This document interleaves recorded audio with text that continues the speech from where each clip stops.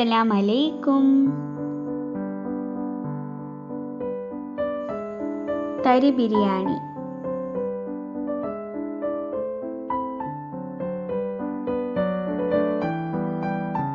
ആവശ്യമുള്ള സാധനങ്ങൾ: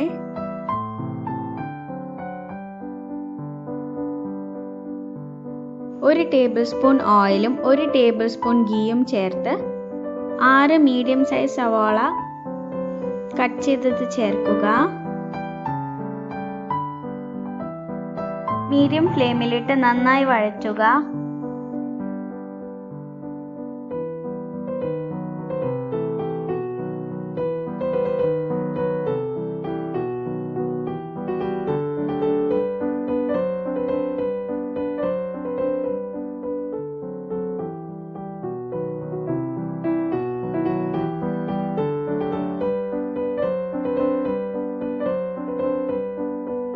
ഒരു table spoon ginger garlic paste, 3 to 4 table spoon green chilli paste ചേർക്കുക.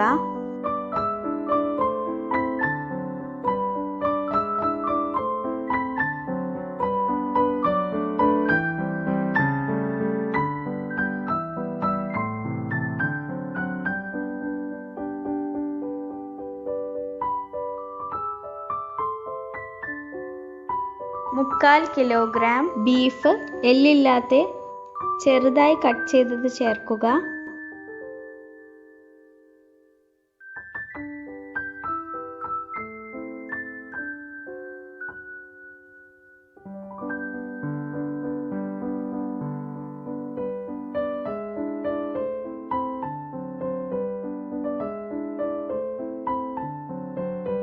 കുക്കറിലേക്ക് ആഡാക്കി 1 വിസിലിന് ശേഷം 20 മിനിറ്റ് വേവിച്ചെടുക്കുക.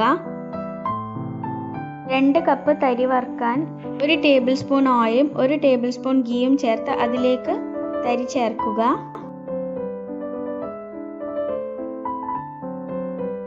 റോസ്റ്റഡ് റവയാണെങ്കിലും 15 മിനിറ്റ് ലോ ഫ്ലെയിമിൽ കൈവിടാതെ വറുത്തെടുക്കുക.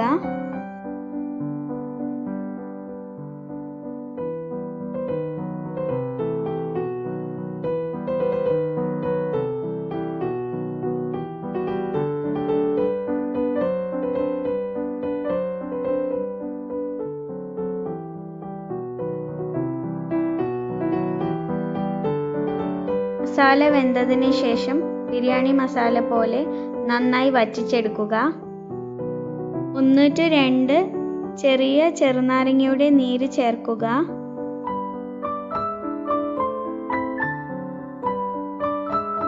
ഒരു ടീസ്പൂൺ ഗരം മസാല ചേർക്കുക.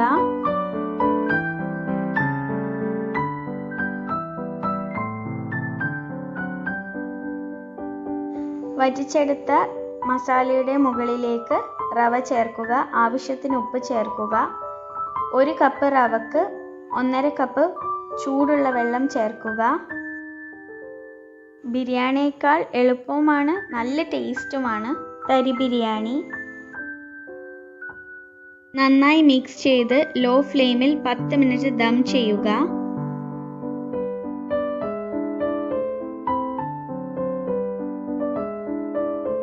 ആവശ്യത്തിന് മല്ലിയിലയും അല്പം ഗീയും മുകളിൽ ചേർക്കുക.